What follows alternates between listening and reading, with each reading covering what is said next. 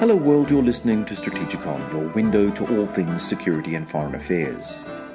North Korea has come a long way in its ballistic missile and nuclear weapons program. If we take its ballistic missile program, North Korea started buying Soviet Scud-Bs in 1976. 8 years later, it had already reverse-engineered its Scud-Bs and created its domestic variant, the Hwasong missile. These missiles were not particularly sophisticated, lacking range and accurate guidance, but they were of a technology simple enough for North Korea to manufacture in numbers.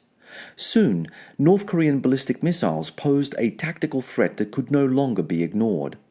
Hair-trigger mobilization and short distance to target meant that had a war broken out between North and South Korea in the late 1980s, the first and second generation Hwasong missiles would have left their mark on South Korea. By the mid-1980s, the North Koreans developed the Nodong ballistic missile.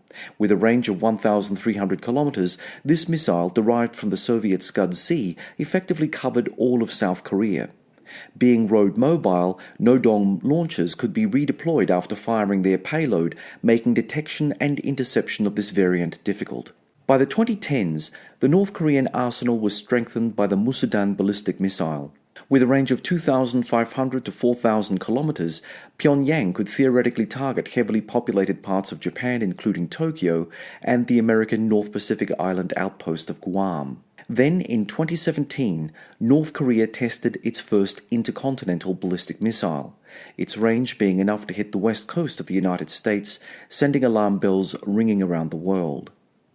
While it is still believed that North Korea cannot mate a nuclear weapon to its growing fleet of short, medium, and intercontinental range missiles, if left to develop this technology unmolested, the good money is that Pyongyang should manage this technical feat in the near term. Since assuming office, President Donald Trump has mercilessly sledged North Korean leader Kim Jong-un, almost oblivious to the dangers associated with doing so. Name-calling and counter-name-calling has sent temperatures rising on the Korean Peninsula, arguably the most dangerous place on Earth because of the degree of national militarization on both sides of the 38th parallel, the dividing line between North and South Korea. But just as quickly as tensions arose between the Trump White House and Pyongyang, they were put on ice. Now the world holds its breath in anticipation for the first meeting between a US and North Korean leader. A summit has been called by Trump and has been agreed to by Kim, tentatively scheduled for sometime in May. North Korea seems to have what it's always wanted, to be treated as a regional power. South Korean leader Moon Jae-in was first to blink, leading the charge to de-escalate tensions with his northern neighbor. Xi Jinping of China has recently met with Kim. The discussions, while secret, would no doubt have briefed Kim on what China would find acceptable with any North Korean-American dialogue. Should the US-North Korean summit go ahead, Japan will have to also reach out to North Korea and treat it like a normalized international player. Today we are happy to have with us internationally renowned Japan scholar from the University of Adelaide, Professor Purnendra Jain. Professor Jain is also a member of the SIA Advisory Board. We are also joined with SIA's resident existentialist philosopher, David Olney. Before we start today's episode, I would like to remind listeners that Strategikon can be found on iTunes, SoundCloud, Stitcher, TuneIn, YouTube, and of course on the Sage International Australia website, www.sageinternational.org.au. Hi Purnendra, welcome back to Strategikon. It's been a while. Thank you, John. Good to be back to your podcast. Purnendra, if I could start off with my first question, and that is, how does Japan see the threat posed by North Korea? Does Tokyo trust the various bilateral initiatives to de-escalate tensions on the Korean Peninsula, such as South Korean President Moon's use of softer language leading up to and during the Winter Olympics, or Xi Jinping's recent meeting with Kim? Okay, certainly for Japan, North Korea is a question of existential threat. And this is nothing new. I mean, there is a long history behind it since the kind of end of World War II or maybe 1940, when the Korean Peninsula was divided into two. And since then, especially since the end of the Korean War, Japan and North Korea have had very difficult relationships. And in more recent years, North Korea has become a country of a strategic concern as well as a kind of serious threat to its territory and to its people and to the nation as a whole. Now, the question about whether Tokyo trusts the various bilateral initiatives, as far as I can see, Tokyo is interested in moving forward to a position where North Korea can be brought to a negotiating table and some resolution which is in favor of Japan is which comes forward. Now, the meeting with the South Korean president, which will happen, actually, I think, end of this month, with the North Korean leader, that is something which, Tokyo is carefully watching and monitoring what's going to happen. In terms of the meeting with Xi Jinping late last month in March, this was quite an interesting piece of work because no one expected that something like that was coming. It was kind of an unexpected move on the part of the North Korean leader, as I understand. And why he did that, that's a question we can talk about. But the point is that the ground was made with North Korea accepting to join the Winter Olympics in South Korea. And that was a kind of a time when North Korea began to give some indications that it was willing to have some kind of a meeting or some kind of negotiation with South Korea. And then that was the time, or just a month before that, we may remember what kind of language Mr. Trump was using for Mr. Kim and what Mr. Kim said, kind of rocket man and dotard kind of exchange of words. No one thought that, in February, March, these two leaders will start talking about a summit meeting. Purnendra, is there an uncomfortable dualism in the way that Japan has to communicate with South Korea and China, in that they need to talk to anyone they can about moving forward with a potential North Korean threat, but at the same time there's a constant internal dialogue in Japan about the need to perhaps remilitarize? So anytime they're talking to the South Koreans and the Chinese, are they sending the South Koreans and Chinese mixed messages, where on one hand they want negotiation, but on the other they have to prepare for military action? Yeah, that's a good question. We know the relationship between Japan and China on one hand, and Japan and South Korea on the other hand.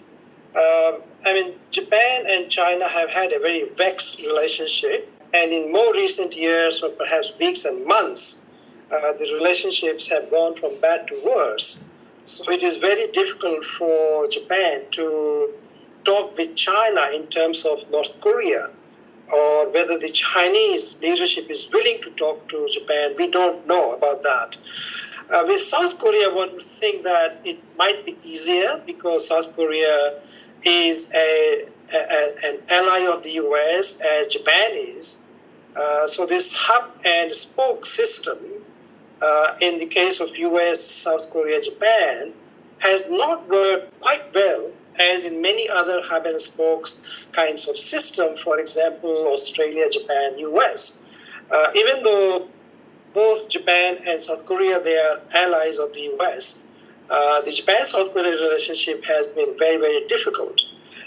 And it has been difficult because of history, and history in particular of Japan's colonization of the Korean Peninsula, and of course non-resolution of some of the issues like the textbook issue, and even more so, the comfort women issue. So the history comes to haunt the Japan-South Korea relationship. Having said all these things, Japan does not just have to negotiate China and South Korea, but it has also to negotiate the United States, because necessarily the US, Washington and Tokyo, they don't have similar views on North Korea because their interests are different. From Japan's perspective, they want a resolution about the abductees because Tokyo has made it a big issue, and this is quite a domestic issue for Japan, and it's not going to let it go. But from the Washington's perspective, the abduction issue may not be that important. For them, what is important is to denuclearize North Korea. Of course, Japan is interested in that, but necessarily my point is that Washington and Tokyo, they don't have similar views. And it is not for nothing that Japan's Prime Minister, early in the 2000s, 2002, 2004, Mr. Koizumi went twice to North Korea to negotiate directly, and it gives us the signal that maybe Tokyo does not trust Washington in this particular context. That's very interesting that it comes down to sort of this hub and spoke model, and that really, Tokyo and Washington are on different spokes. Is there any potential, do you think, for Australia to play any kind of useful hub role in that, America has made it clear they want Japan and Australia to work together more closely on security issues. Could we potentially provide a hub between the South Koreans and the Japanese, and maybe the Japanese and the Americans, to be that sort of in-between voice where we increase our relevance but also, mitigate the apparent disagreements between, the US and Japan over North Korea? Yeah, I'm not quite sure how Australia would play a mediating role as a spoke of the United States security system. What we surely know that US, Japan and Australia, on most strategic and security issues, they are on the same page, more or less. But being on the same page does not mean that Australia can have some influence on the issue or issues related to North Korea-Japan question. Because we have seen in the past, if you look at the six-party talks, for example, certainly Australia was not a part of that process. And Australia has not been an important actor, a strategic actor in Northeast Asia. So I don't know, actually I would like to hear from you, in fact, whether you think that Australia can play some kind of a role there. I don't understand and I don't know what role can Australia play, except that Australia will support Japan's case for abductees, and Australia will be in support of Japan in terms of having a resolution which does not go against the interests of Japan. My feeling is that we can probably work at low-level socialisation between security forces. The fact that we've now got a bigger training area in Queensland where the Singaporeans are going to come and train, we can do lots of things at a very practical level of interoperability, but I don't personally feel it could go to a higher diplomatic level. I just hope maybe you had a better answer than me. No, I mean, I totally agree with you in terms of if we go that path where a war breaks out, then maybe Australia will have a role to play there. But on diplomatic issues directly, I don't know, and I haven't seen any commentary on that where Australia can play a real role so as to impact or to make some directional changes as far as the negotiation goes ahead. So I'm not sure about that. So once again, we end up just being the deputy sheriff who's good once the gunfight's on, but no use to stop the gunfight happening. Well, it's not, I think I won't go that far. My point is that, look, Australia is far removed from that particular strategic environment. And the parties which are affected or which are central to this issue are those six countries: North Korea, South Korea, Japan, Russia, China, and the United States. And I do not see a role for Australia directly. It has nothing to do with being Dept or not being Dept. Purnendra, basically it comes down to size, doesn't it? I mean, our size and it actually affects our impact on whether or not we can inject ourselves into this. I mean, the large powers, you're talking about powers of international consequence. Australia may be a liminal power in Asia, it may be a middle power in Asia, but it doesn't certainly have the kind of impact necessary to inject itself into this kind of stoush, yeah? Yeah, right, yes. Purnendra, just a couple of things. Firstly, you made mention about the fact that South Korea has a problem with Japan in terms of its history, but obviously so does North Korea, because, when the Japanese colonized Korea, it colonized the entire peninsula, it didn't colonize just South Korea. Can you say anything about how Pyongyang views Tokyo and Japan and any potential diplomatic outreach that may come from the government of Shinzo Abe? I mean, one aspect of North Korea-Japan relationship is that North Korea looks at Japan as an ally of the United States, right? So the view from Pyongyang, I think, would be that Japan is a close ally of the United States. It hosts close to 50,000 U.S. troops on its soil, and they can be used against North Korea, right? So in that way, strategically, Japan becomes kind of an adversary of North Korea.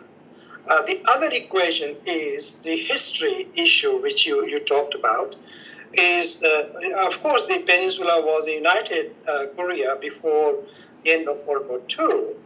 And when it was divided, and after the Korean War, we know that there is no peace treaty which was signed by North Korea and other parties, including Japan.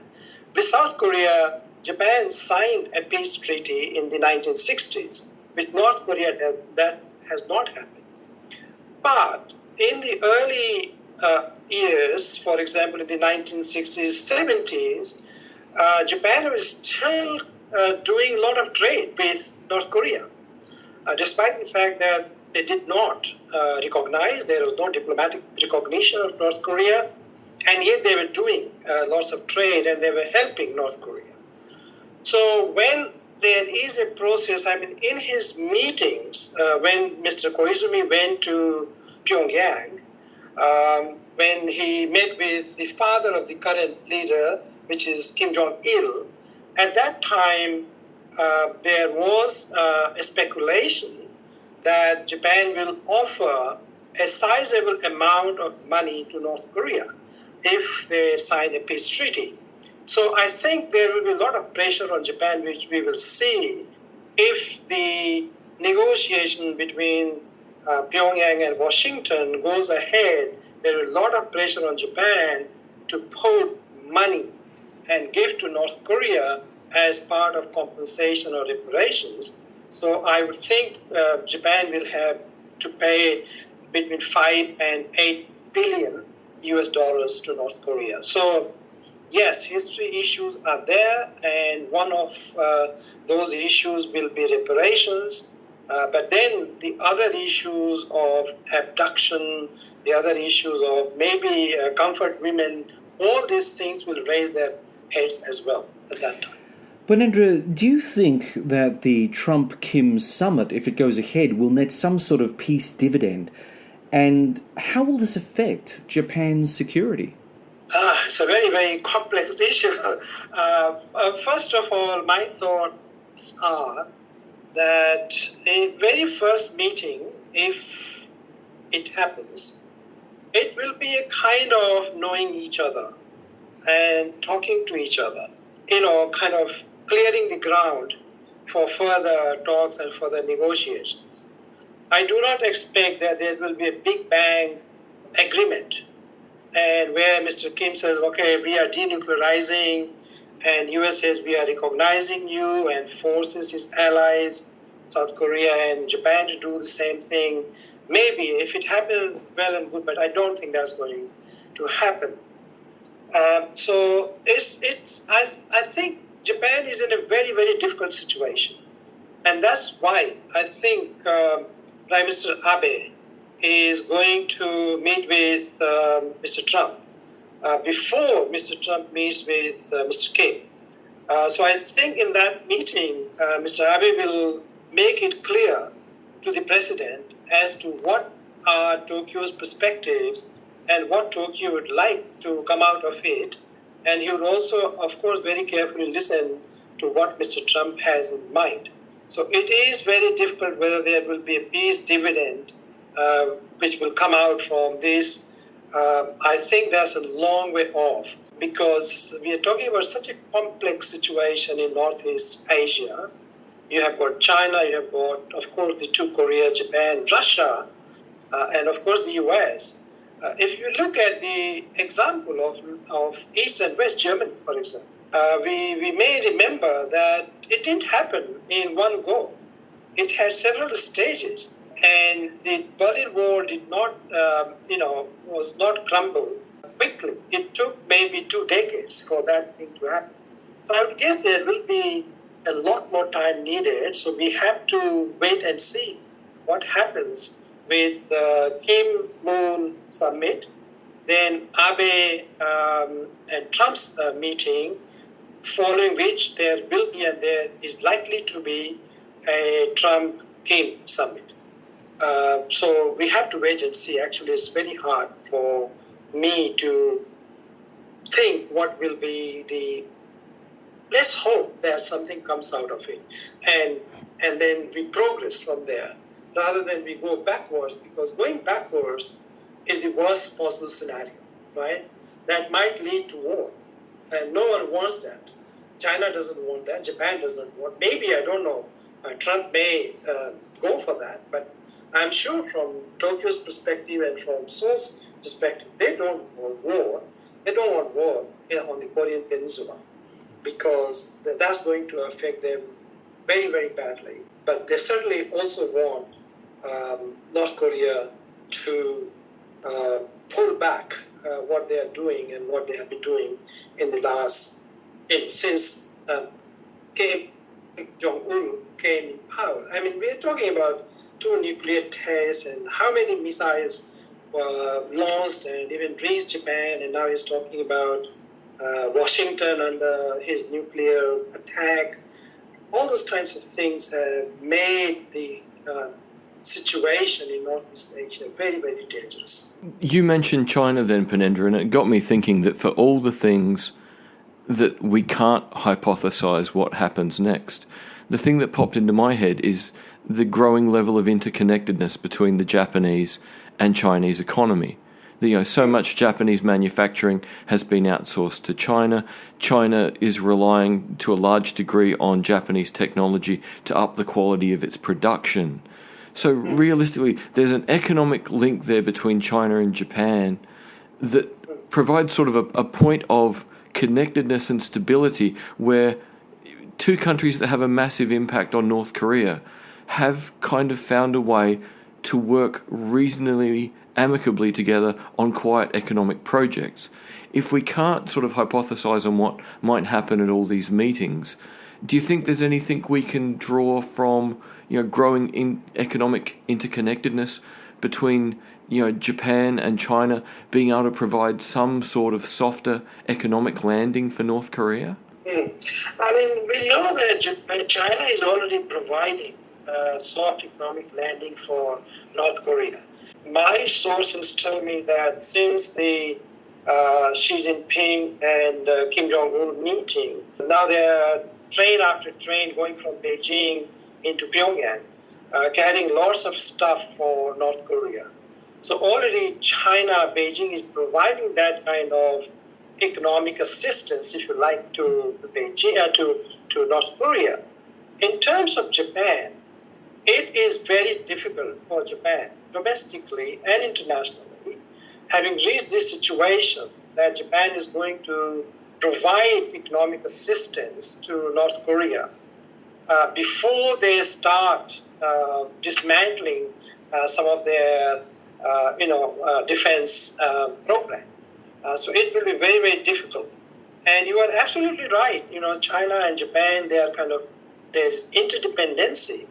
And we have this classic neoliberal explanation about how, economic interconnectedness will is hardly likely to lead to war. That is one way of looking at it, that China and Japan, they would not like war and they would like to continue with their economic relationship. At the same time, we know that in terms of defense, in terms of the strategic orientations, they differ so much that it is highly unlikely that Japan and China will be on the same page with regards to helping and assisting North Korea in the near future. It might happen if the negotiation goes ahead. So Japan will do on its own rather than using Beijing as a mediator via media. So Japan would like to deal with North Korea bilaterally rather than via Beijing. So it might be a case in the long run, perhaps, that Japan could provide money to North Korea and the North Koreans could spend that money to buy stuff from China, thus improving conditions in North Korea, keeping everyone involved, but very much in a hub-and-spoke model where Japan and China aren't seen to have compromised on core political beliefs. Yeah, it is possible. I mean, once Japan starts giving money as part of its compensation, I don't think Japan will have conditions that whatever money you get from us, you must buy from us. In the past, Japan did that because immediately after the war in 1955, when Japan started giving compensation reparations to Southeast Asian countries in particular, then the reparation money was tied to Japanese technology and to Japanese goods and services. But in the 21st century, second decade of the 21st century, I don't think Japan is going to put those kind of restrictions. I don't think so. Who knows? And North Korea will be free to use that money, whether they want to buy from China or from Japan or wherever, or they just want to bank that money for future uses. But the linkage will be certainly there. Some kind of linkage will be there. And this linkage we can recognize, but necessarily these 3-4 countries together, they will not kind of cooperate as such, creating those kinds of linkages. So linkages might be created organic or in an organic fashion rather than in a creative fashion. So it really needs to be multiple bilateralisms, one at a time, where they ended up with a raft of agreements, but each agreement is between 2 countries separate to everyone else and done privately. Well, that's another thing we don't know, because when Japan was defeated, they had the San Francisco Peace Treaty. So Japan, one country, and all the allied powers were there. So Japan signed a peace agreement which satisfied most countries. Of course, China was not part of that. India was not part of that. So whether North Korean peace treaty will be with all nations or whether it will be bilateral, we don't know. I don't think the conversation has gone that far. So we have to wait and see in which direction this conversation goes. But the first thing first is what North Korea brings on the table and whether the kinds of items which North Korea brings on the table are acceptable to Washington first, and whether they are acceptable to South Korea and China and Japan. We can't forget the North Koreans as well. I mean, they have a stake in this and they're not going to be passive bystanders. We've seen a brutal dictator attempt to win the West's favour before by disarming. I mean, we just have to remember Libyan Colonel Muammar Gaddafi, who gave away his ballistic missile and WMD programs only to find his end by being sodomized to death by Libyan rebels. Surely Kim knows that giving away the very assets that keep him and his family in power is loaded with risk. What do you think would satisfy Kim's idea on Korean security? I mean, is it just about getting, a proper ceasefire in place or a treaty in place? I think he would like to get recognition of North Korea as a legitimate regime, not part of the evil or axis of evil as Bush has characterized North Korea. So that's one thing he would like to be recognized as a legitimate regime. The second thing he would like some kind of assurance and security that North Korea is not or will not remain a target of attack, whether rhetoric or in official documents. So these two things are very clear to me. But whether North Korea, in turn, or quid pro quo, whether North Korea is going to surrender or denuclearize, I'm not sure on that. Because, as John, you have mentioned about the examples from other nations, I don't think North Korea would completely disarm itself and become naked. They will not take that approach. They might say they are going to halt it, and they will not do any further testing. They will not launch any further missile. But I don't think they are going to say, look, here are all our arsenals, take them away, and let's have this peace. I don't think that's going to happen in my view. So these things have to happen in a very gradual and in a very evolutionary process, because there is so much distrust which have been built between North Korea on the one hand and other countries, including the United States, on the other. We know what happened with the framework agreement talk. We know what Bill Clinton, when he went to North Korea, what he did, or when even back, Jimmy Carter. So North Koreans are not sure whether Americans are really serious bunch of people, or they're still trying to do something where they're trying to weaken North Korea. So North Korea is not going to expose itself to the world community as a weak nation. It will try and negotiate from a position of strength rather than from a position of weakness. And now we'll have our musical interlude. You're listening to Strategikon, the podcast of SIA.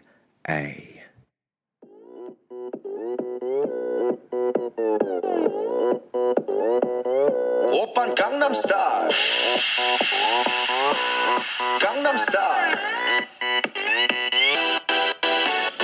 낮에는 따사로운 인간적인 여자 커피 한 잔에 여유를 아는 품격 있는 여자 밤이 오면 심장이 뜨거워지는 여자 그런 반전 있는 여자 너는 선호해 낮에는 너만큼 따사로운 그런 선호해 커피 식기도 전에 원샷 때리는 선호해 밤이 오면 심장이 터져버리는 선호해 그런 선호해 아름다워 사랑스러워 그래 너 그래 바로 너 아름다워 사랑스러워 그래 너 그래 바로 너 지금부터 갈 때까지 가볼까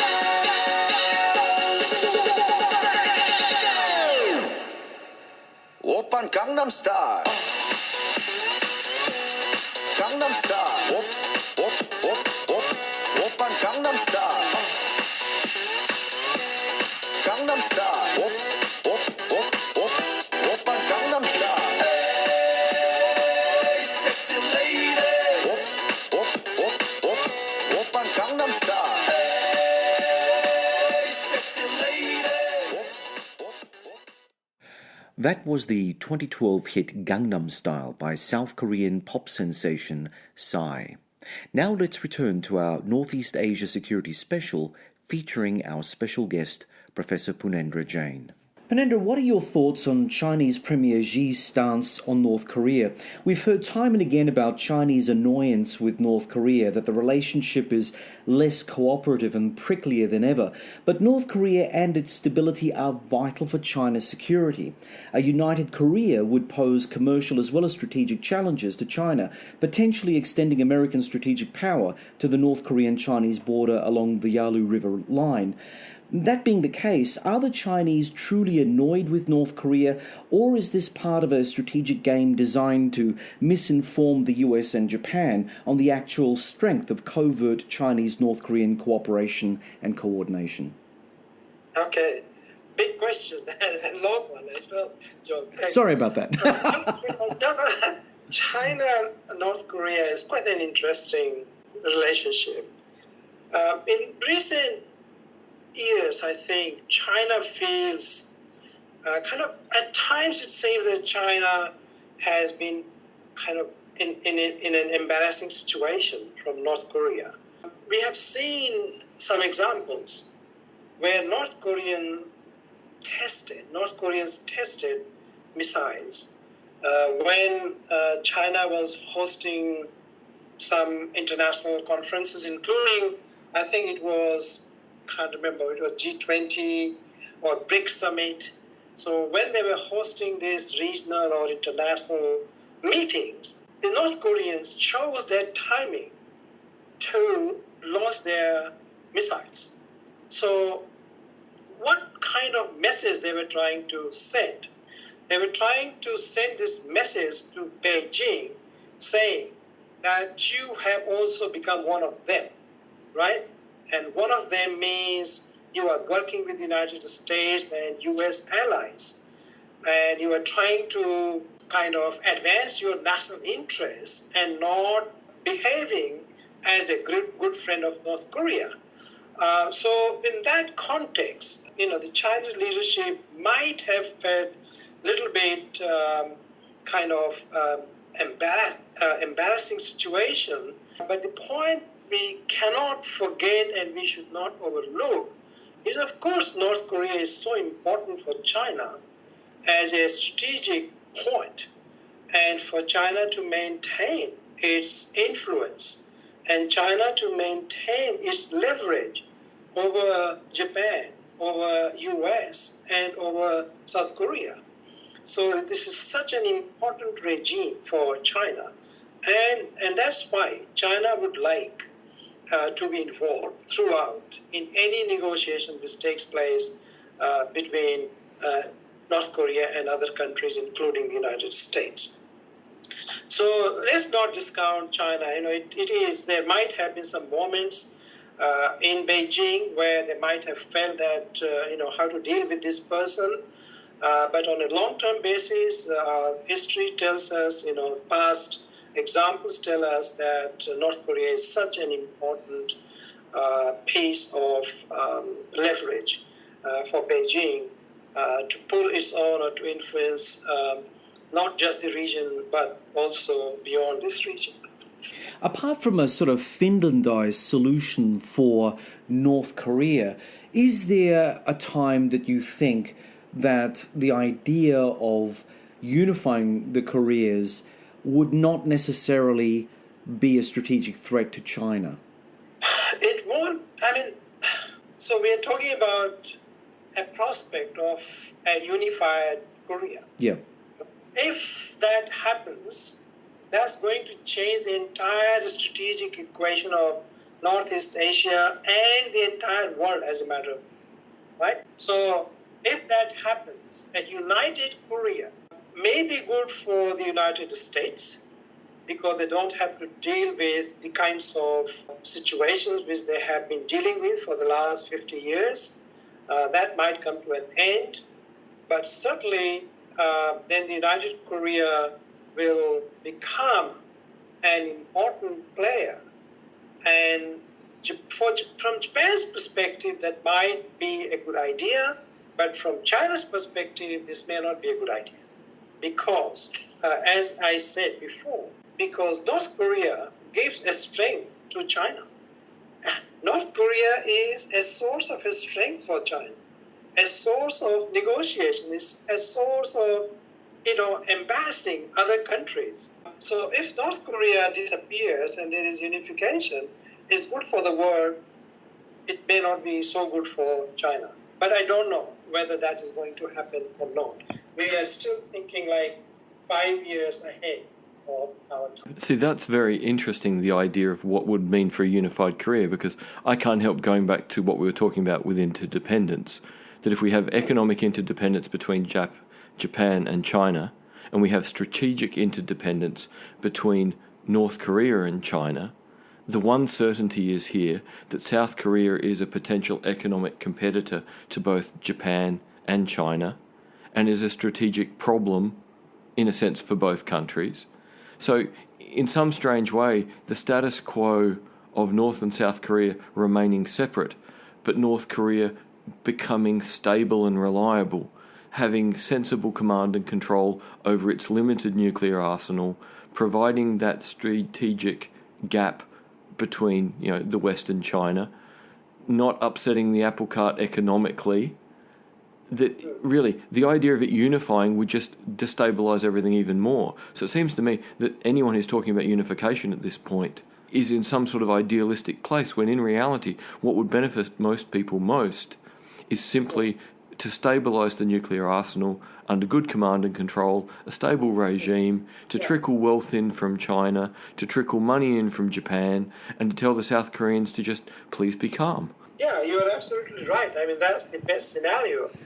But let's not forget, I mean, South Korea has pursued a policy of what they call sunshine policy. And this sunshine policy, the current president of South Korea is very much, Mr. Moon, is very much in favor of this sunshine policy. And part of this sunshine policy, in my view, includes the idea of a unified Korea. Although, of course, they have not talked about this, but I think the underlying text is that a unified Korea will be the best outcome from South Korea's perspective. But as David, you have talked about, and as I said, it will create lots of other issues and lots of other problems along the way. So, at the moment, what you are suggesting is better to have North Korea as an independent, a separate entity with command and control system, maybe a peace treaty, help from the neighboring states, including Japan and South Korea and China, to North Korea to become a stable and dependable regime, not creating strategic difficulties for other countries and other partners in the region and beyond. I think this is that will be the best outcome in the short to medium term, but in the long term, who knows which way China is going to turn, what happens in 5 to 10 years' time in China, whether Xi Jinping is going to continue, there will be a revolution, there will be a kind of internal rebellion against the Chinese regime. We don't know these things. So we are living in a world of so much uncertainties, but we can still create some scenarios, and that scenario, in my view, kind of short and medium, is North Korea will stay as an independent entity, not kind of a unified South Korea in the next 3 to 10 years. That's my take. I may be completely wrong. Hey, at least we'll be wrong together. Place your bets, everyone. Place your bets.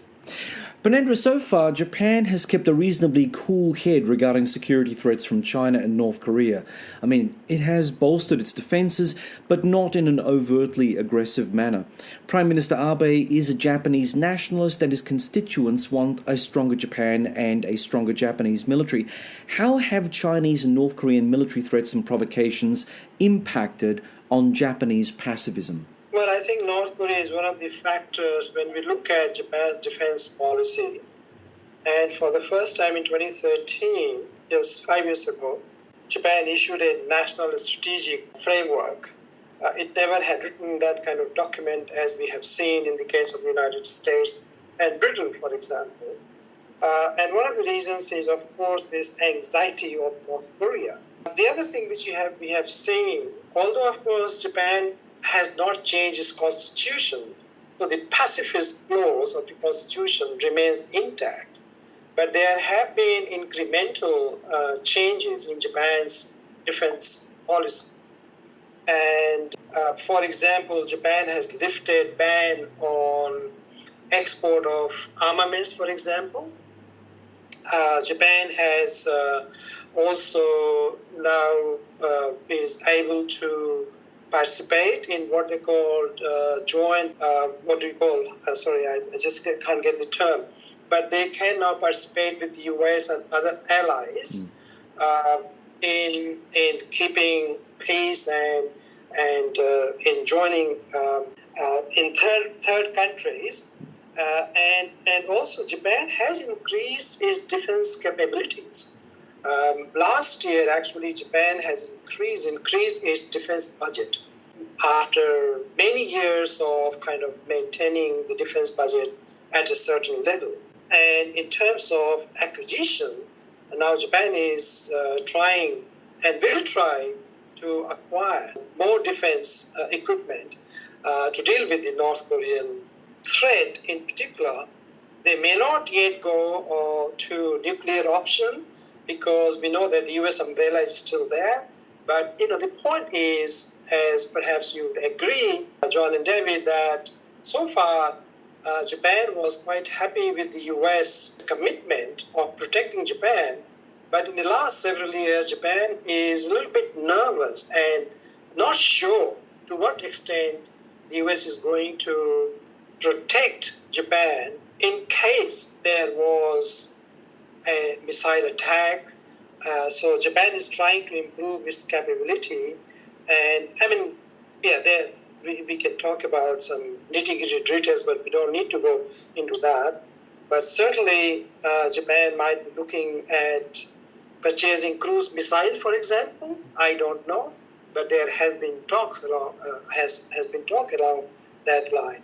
Whether the U.S. ironclad security assurance stands intact, I think from Japan's perspective, my discussion with some of my colleagues in Japan, they are not very sure about it. So it's going to be and there will be pressure on Japan from the US as well to spend more money to do something more, those kinds of issues. I think we can talk about US troops and how much Japan spends on US troops stationed in Japan. I'm just wondering whether the arrival of Donald Trump has really signaled a slide in the relationship between Tokyo and Washington. Because, if the Japanese are after security guarantees, and for at least over a generation they received from the US as best a guarantee as they possibly can from across the Pacific, now all of a sudden we're dealing with a person who has played very hard and fast, and some would say even loose, with regard to overseas basing and what the Americans believe is their right to bring back from allies in terms of cost, recovery of overseas basing and military protection. How do you see the arrival of Donald Trump having altered the cornerstone of Northeast Asian security, especially the relationship between Japan and the United States? It seems to me, of course, like the coming of Trump was a surprise to Tokyo, as it was a surprise to many capital cities around the world and to many analysts and to many commentators. Actually, in Tokyo, Prime Minister Abe and others, when they traveled to Washington, they didn't think, even during the campaign, they didn't think that Trump had a chance. But when he became president, Mr. Abe was the first one, actually, to go to Washington and meet with Mr. Trump. So he sent a very early signal that Tokyo is willing to engage with Mr. Trump. No matter what he was saying about his allies in terms of expenses of U.S. foreign bases and so on and so forth. Abe gave this signal to Mr. Trump very, very clearly that we will work through and our alliance is intact and Tokyo is willing to work with Washington and work with the new administration. So I do not see there is much difference of opinion between the current U.S. administration and the current administration in Tokyo. They want to work together. At the same time, of course, Tokyo is very nervous because they don't know which way Mr. Trump is going to turn, because he changes his mind so quickly and things are so uncertain. So Japan is not sure, like Australia, Japan is not sure where Mr. Trump, which way is he going to turn when he meets with Mr. Kim. Will he keep in mind Tokyo's interests? So I think Mr. Abe is going to remind and reinforce his view of North Korea and what he wants from North Korea. And that's why he's going to meet with Mr. Trump. I think there is only one agenda for Mr. Abe's visit to Washington is to talk about the possible Trump-Kim summit. My reading of this, Purnendra, I'm sort of interested in your opinion, is I sort of viewed the Japanese Prime Minister going to Washington so quick is a recognition that no one can provide the security umbrella for Japan that they once had. The security umbrella was created in an era where North Korea couldn't use nuclear weapons. Japan wasn't indirect threat. Now it's indirect threat. To me, it seems it's a new game for Japan, and the new game is not what direct level of security the US can provide, but what level of security technology Japan can buy, modify, improve from the Americans to get a better outcome for itself. So really, I wonder if it's more an issue of Prime Minister Abe was there early because he needs to get a good deal on buying stuff. And the one thing that we could argue that Trump keeps saying he's interested in, and the only thing he seems to show any consistency in, is deals. Sell something, make money. So is this essentially, we saw the change in Japanese defense spending. We saw the change in Japanese defense documentation about where they perceive they're going. Was the trip to America really a take the shopping list and see what we can buy trip? At the moment, my reading of it, you might be right to a certain extent. But at the moment, I think Japan is not prepared. Legally, constitutionally, and in terms of its popular opinion in Japan. So Mr. Abe has to play this very carefully, and he has to secure from US or from the president that what his advisors have talked about, what they call ironclad security assurance. So that assurance, of course, Mr. Abe wants from President Trump. And I don't think Mr. Trump will say, no, we cannot guarantee you. It's not that he's not going to say that. But at the same time, because Mr. Trump is also interested in doing deals, as you have said, as David has said, it is very important from Trump's perspective that perhaps Japan spends more money on defense equipment and buy more from Japan. So I won't totally discount the argument which David has made about a shopping list. But this shopping list may not be that big. It might be just small, and he will keep in his back pocket and not kind of reveal in front of Mr. Trump. If Mr. Trump kind of insists on that issue, then he might say something. But I don't think he's going with a list of shopping list where he will say, Mr. Trump, this is what we want to buy. I don't think that's going to happen because Mr. Abe knows there is not enough domestic constituency for this kind of deal with Washington in Japan. So Mr. Abe has to first prepare the ground in Japan itself. The Japanese domestic issues are still just far too big. Yep.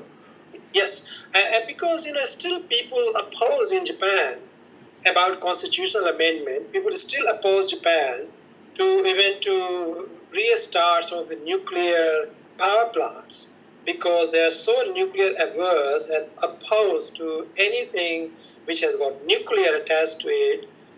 They will not allow, under the current circumstances, Mr. Abe to go a full-fledged shopping list and buy lots of arms from the US, or even to think in terms of, beginning to think in terms of having a nuclear program in Japan. So these things may come. I am not ruling out their possibilities. These things may come.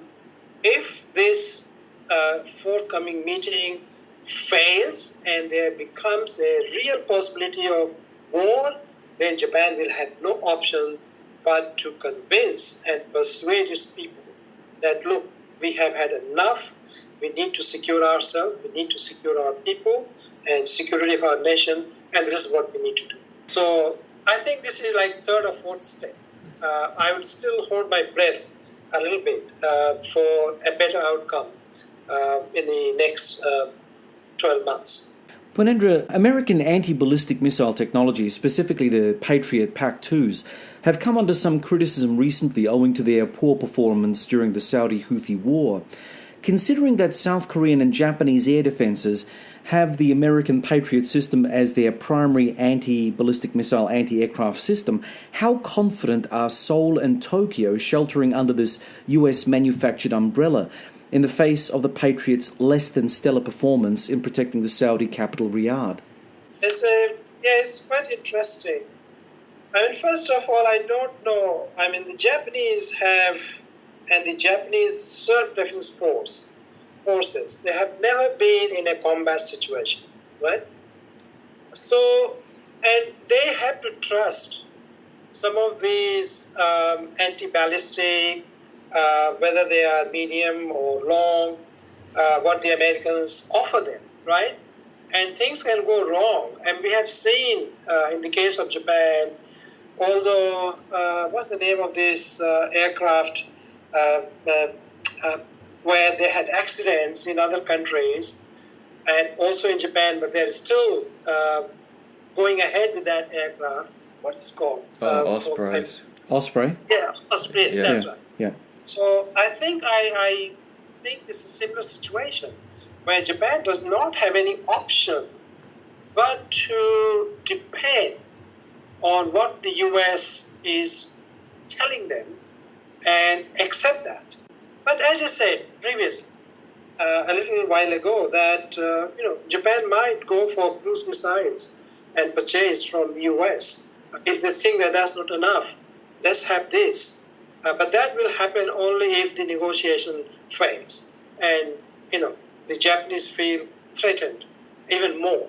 Then I think Japan will have different kinds of options. And I'm sure the Japanese strategists and defense planners, they are thinking along these lines. But there is nothing in the public space at the moment on those issues. Purnendra, just on the new US National Security Advisor to Donald Trump, John Bolton, what are your bets moving forward with regard to a potential bloody nose attack against North Korea now that John Bolton is Trump's National Security Advisor and also an old neocon? Do you think that a bloody nose attack, were to eventuate, could be contained as a limited strike against North Korea? Or do you think that, with such a scenario, an uncontrolled response is the likely outcome? I think, maybe from the US perspective, they might think that way.